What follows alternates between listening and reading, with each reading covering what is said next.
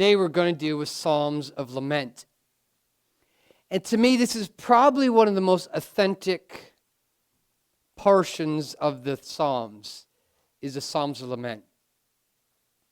And the reason for that is there's a couple of reasons. One, I'm a pastor, and so we do funerals.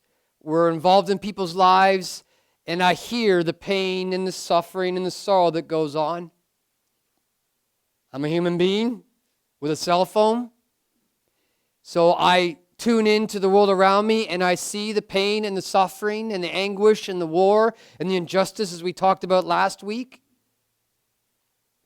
And so it raises questions.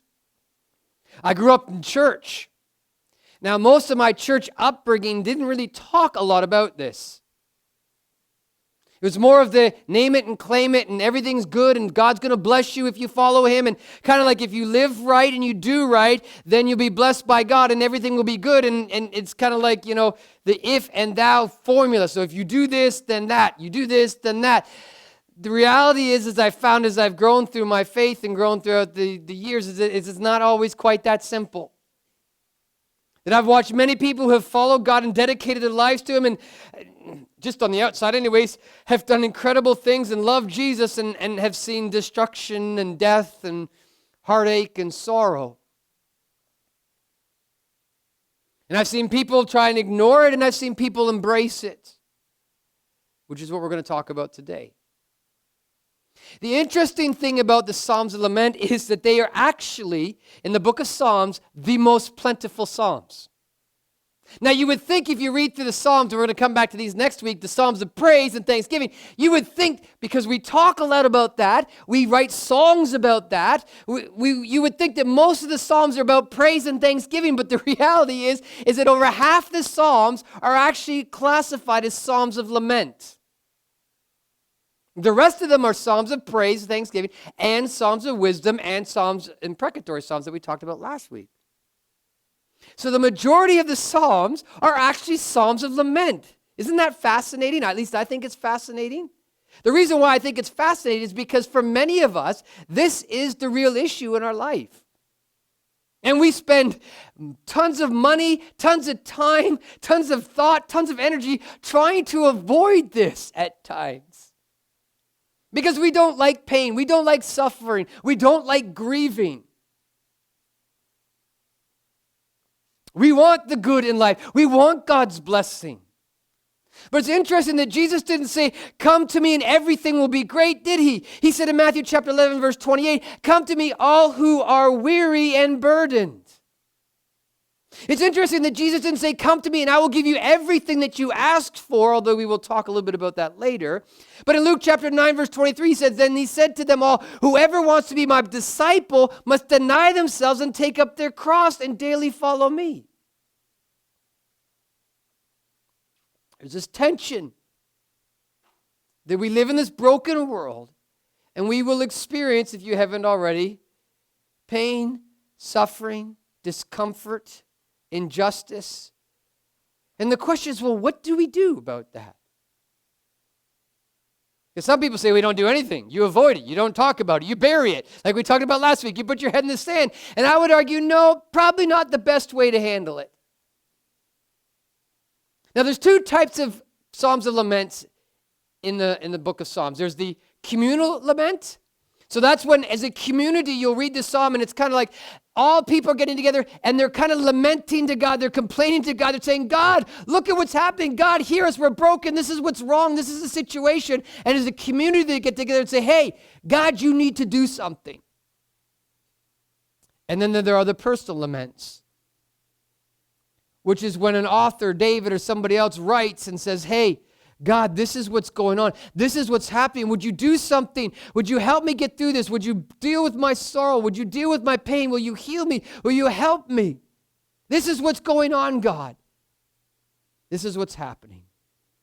And so I'd like to just begin this morning by reading two of these Psalms. I want to start with a short one and then a little bit of a longer one. In Psalm chapter 8, verses 1 and following, it says this. Psalm 6, not 8. In Psalm 6, it says, Lord, do not rebuke me in your anger or discipline me in your wrath. Have mercy O Lord, for I am faint. Heal me, Lord, for my bones are in agony. Ever had your bones in agony? My soul is in deep anguish. How long? How long? How long? Turn, Lord, and deliver me. Save me because of your unfailing love. Among the dead, no one proclaims your name. Who praises you from the grave? He's looking death in the face. I am worn out from my groaning.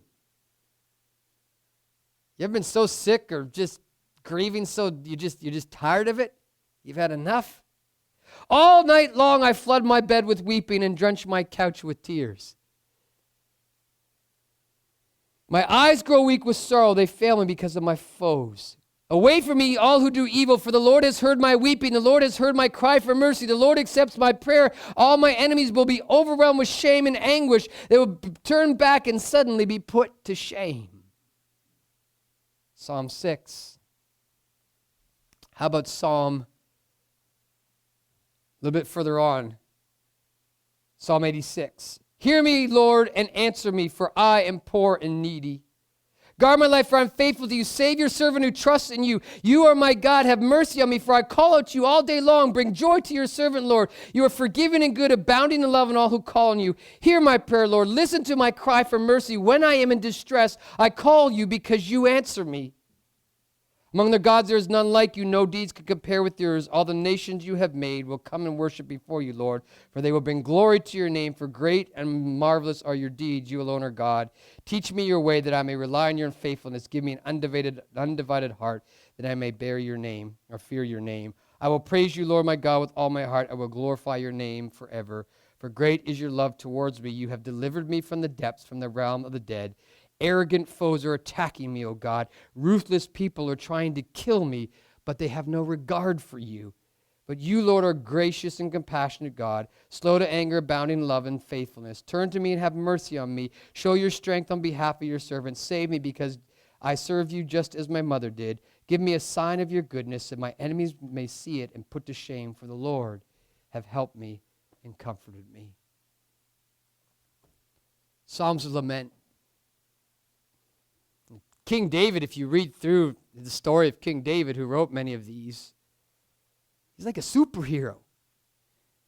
This is a guy that, if you remember, he slew Goliath with a couple of pebble stones.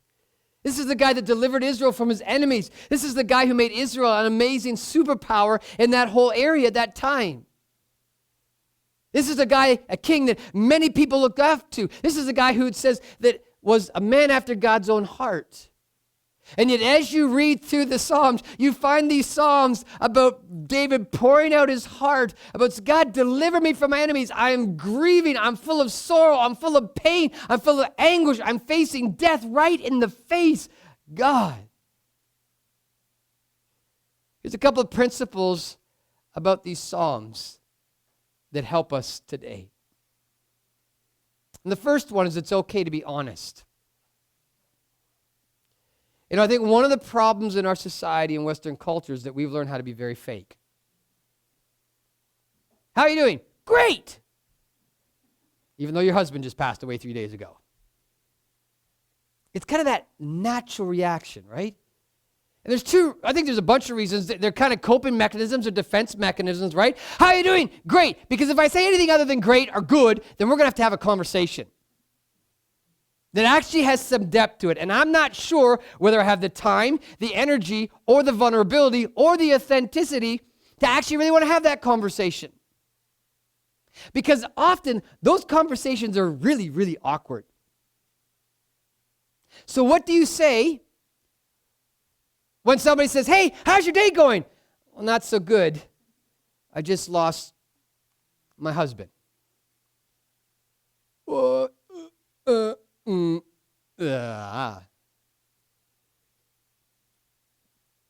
There's the pat and Christian response and come up with some sort of explanation as to, well, he's in a better place. And that's not, but to deal with that grief, that conversation, it's not easy. Now, maybe it's not that extreme. Maybe you just lost a job. Something financially happened. Something happened with your children. There was a divorce, and what do you say when your sister or your brother or your parent or somebody comes and says, well, we're finished. So how are you doing? Not so good. My husband walked away this week. Those are hard conversations. And so in Western culture, because we like to be in control, because we're individualistic, and because we like to be our own, when we ask those questions, it's the great, good, fantastic, everything's okay, when inside everything might be falling apart. Or the other thing is we just don't want to actually have to deal with it ourselves either. So I'm doing great because I want to take this grief, this sorrow, this pain, this injustice, and I want to bury it, and I don't want to talk about it, because if I bury it and talk about it, I'm not going to have to deal with it, and it's just going to kind of go away. Now the reality is, if you talk to any psychologist, is that it doesn't go away. And if you don't grieve, if you don't mourn, if you're not authentic, if you don't have conversations, if you don't talk about these things, it's going to fester inside of you, and it will come out in other ways. And so one of the amazing authentic things about these Psalms, I think, is that David, in his authenticity, is honest with those around him, and more importantly, he's honest with God. God is big enough to take any of your complaints, any of your struggles, any of your grief, any of your rolling, like, God, why? It's okay. David illustrates this and shows us that it's okay to be honest. In Psalm 6, he's in deep anguish. His bones are in agony. He's worn out from his groaning. His eyes grow weak with sorrow. He's just pouring out to God. Here's what's going on in my life. Right now, God, life stinks. I'm hurting. I'm in pain. Will you do something about it? He's being honest. Matt moved from Minnesota, this is not me, this is another Matt I came across this week, to Long Island in New York as a pastor. And he met a Jewish follower of Jesus Christ who started coming to his church. And this young man would come up, and he was from New York, and Matt wasn't from New York. And every Sunday, after the pastor would teach his sermon, this New Yorker would come up, and he would say, "Great message, Pastor," but then he would start to say, "But," and have this long argument already ruled about what this pastor just said. So the pastor, in being good nature, was like, "Oh, okay. So thank you," and off he goes. This happened Sunday after Sunday after Sunday after Sunday. Finally, the pastor, Matt, broke it one Sunday. Finally had enough. He finally, "What's the deal? Don't you get anything out of my sermons?" I couldn't stand it. He couldn't stand it anymore. "Doesn't God tell you something? Why are you always nitpicking some minor point of theology?" Finally, David was his name, broke the silence. First he laughed. He said, "Well, maybe I should explain a little bit about my cultural background, which is probably different from your ethnic background. We're New Yorkers, like Jews like me, we're expecting you to fire back when this is how we have conversations. So I want to come to you, I want to present a case, but I want you to talk back to you. I want you to fire back to me. I want to have this conversation with you. I want to talk about this. I want to intensely dialogue about this." Now, for my wife and I and my family, we've lived in Israel, so we've experienced this. In Israel, everything is loud. Everybody's arguing and fighting with themselves. It seems like it's just like it's absolute chaos sometimes, because that's their culture. But I kind of like it, because there's this honesty and this rawness that we don't have in our culture, I would say, at all. And the cool thing about David is that he comes to God and he's not hesitant to be honest. Say, "God, I'm breaking.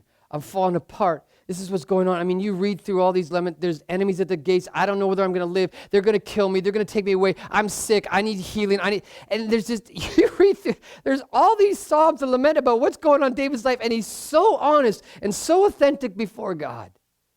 It's almost refreshing. God can take the tough conversations. He can take the challenges and the struggles that you face day in and day out. Now, you might not get answers. You might not get healing. You might not get deliverance. You're still going to have to go through the process of whatever God's taking you through. But God is big enough that we can be honest before Him and share our hurt, share our pain, share our struggles. Not easy. But this is what authenticity is all about. And then every imprecatory psalm, every psalm of lament isn't just about the author being honest, but it's also about the author then, once they've been honest, the pattern is they're honest. God, this is the problem. This is what's going on. This is how I'm hurting. This is the sorrow. This is the agony. These are the enemies. And then there's a petition. There's an asking of God to do something. Matthew chapter 7, verse 8. For everyone who asks receives, the one who seeks finds, and the one who knocks, the door will be opened. So yes, Jesus didn't come to answer and give us everything that we ask for, but he did come to heal us, to restore us. That when we seek him, when we are honest before him, when we pour out our heart before him, we can ask him for anything. Sometimes he'll give it, sometimes he won't. Sometimes he'll say yes, sometimes he'll say no, sometimes he won't answer, and sometimes he'll just say, wait. But we can ask. Because God is full of mercy. He's full of grace. The psalmist says right here, turn to me, heal me in my agony, my aching in my bones. Do something, God, heal me. Doesn't tell us what exactly happened. But he's being honest and he's asking, he's petitioning before God. God, would you do something in my life? Luke chapter 11, verse 10, for everyone who asks receives, and the one who seeks finds, the one who knocks, the door will be open. In Matthew chapter 17, verse 20, and in 21 and 22, or 21 and 21, so twice in the book of Matthew, he says this, because you have so little faith, truly I tell you, if you have faith as small as a mustard seed, you can say to this mountain, move from here to there, and it will move. Nothing will be impossible for you. Jesus comes along and he says, and he raises the value, says, hey, ask. Anything. Be honest before God, and don't be afraid to ask and say, God, this is what's going on in my life. I've lost this. I'm dealing with this. I'm grieving through this. I'm processing this. I need your healing. God, this is what I need you to do.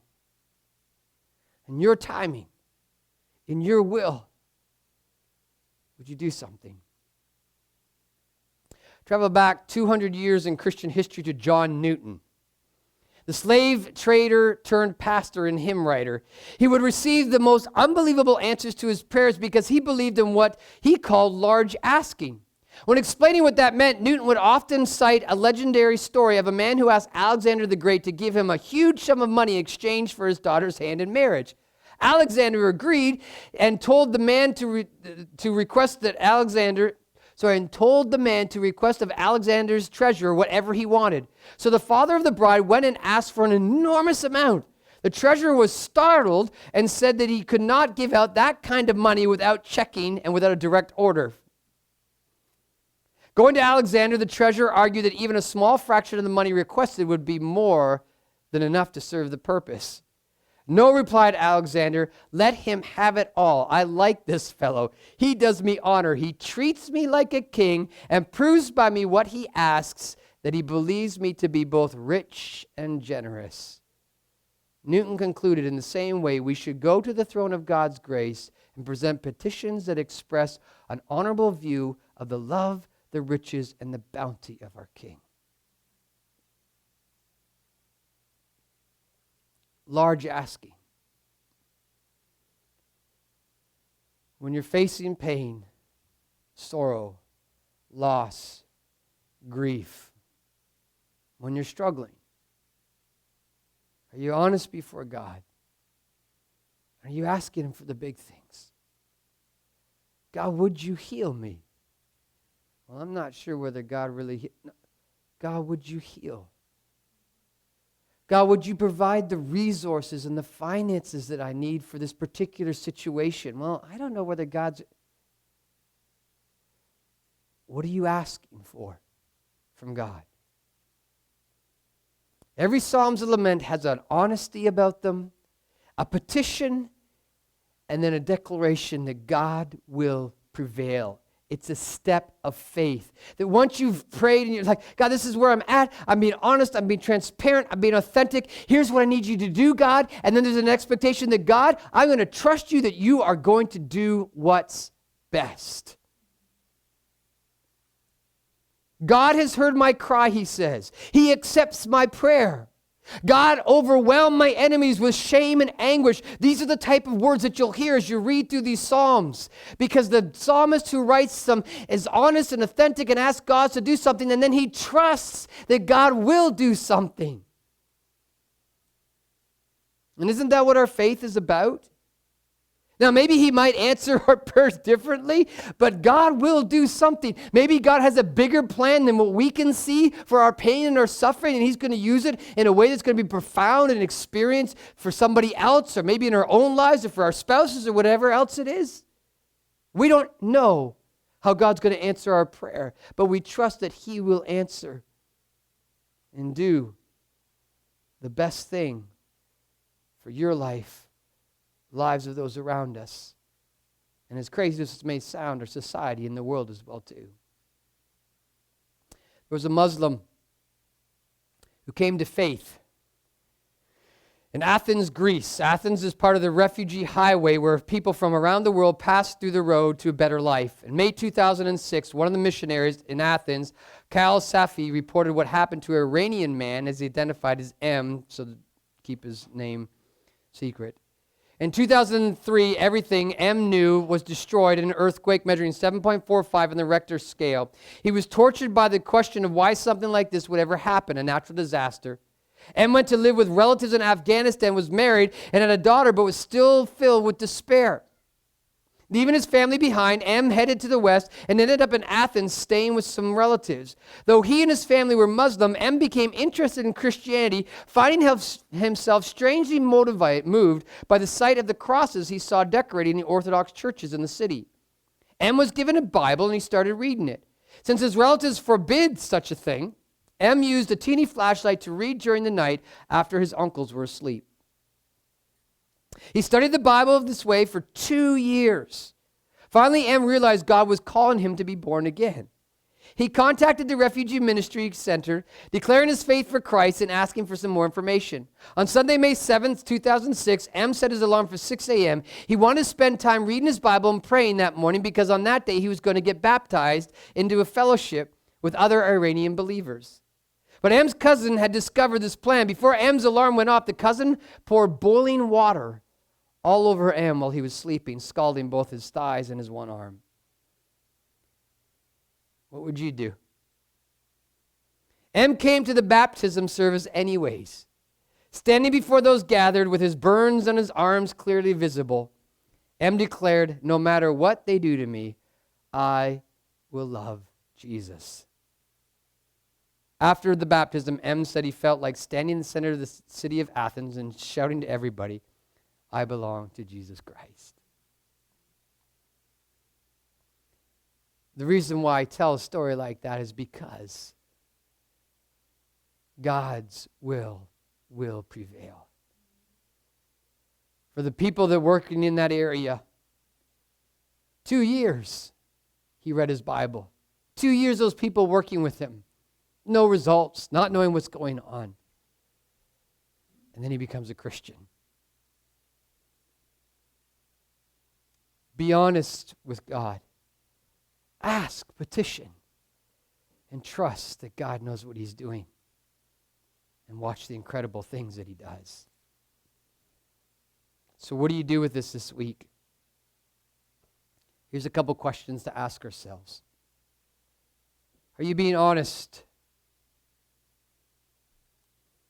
Now that honesty goes two ways, with those around you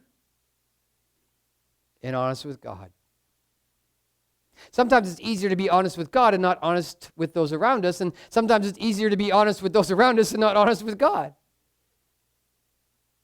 But I think it's important that we're honest with both, because this is what authentic living is all about. And this is actually what living in community is all about too. When you're struggling and you're going through a difficult time, that's what the church is for.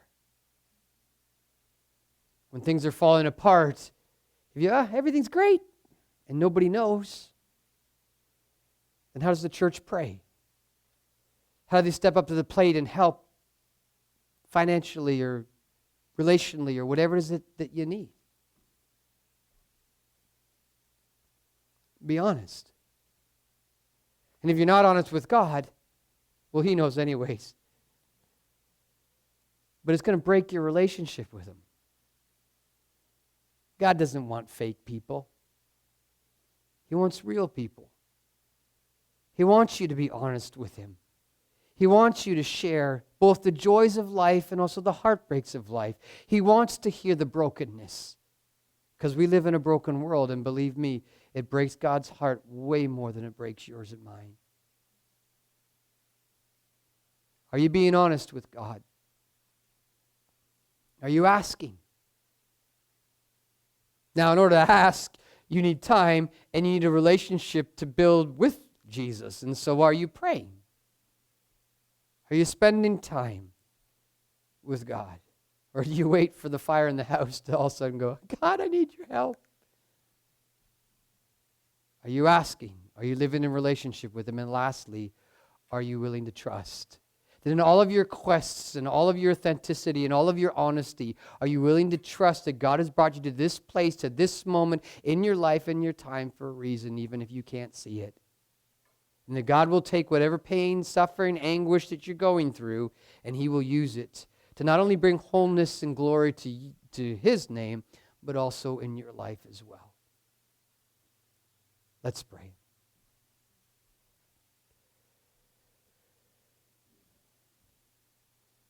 Maybe today you're going through struggle.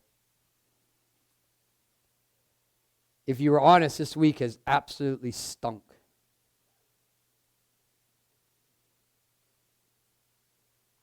You're listening online and things haven't gone right, things have gone wrong. And we're not talking about the weather. We're talking about the bank account. We're talking about the relationships. We're talking about the sorrow, the grief, the anguish, the loss.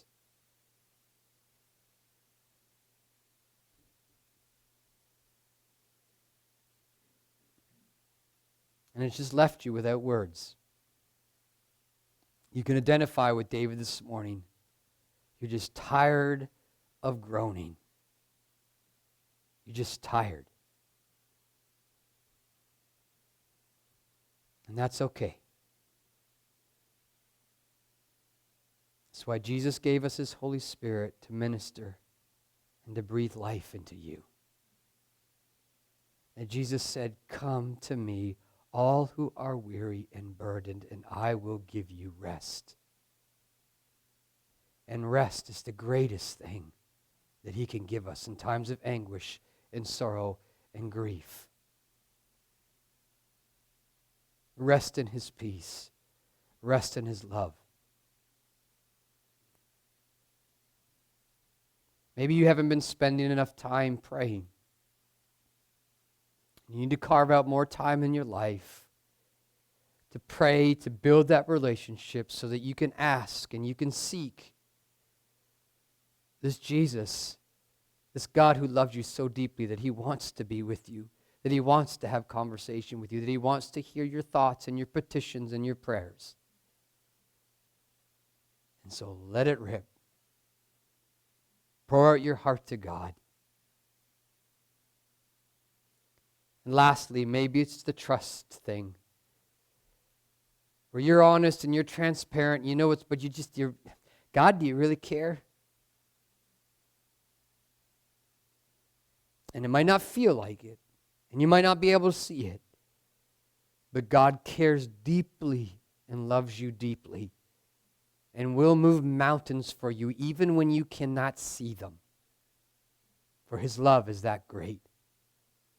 And when our faith and when our trust in him begins to grow as a mustard seed, he can take our lives, our grief, our sorrow, and our lament, and he can turn it around and take our ashes and our mourning and our sorrow and turn it into dancing. Sometimes in this life, but if not in this life, then in the life to come. And we thank you and we praise you for that, Jesus. For these things we pray in your most holy and precious name, God. Amen.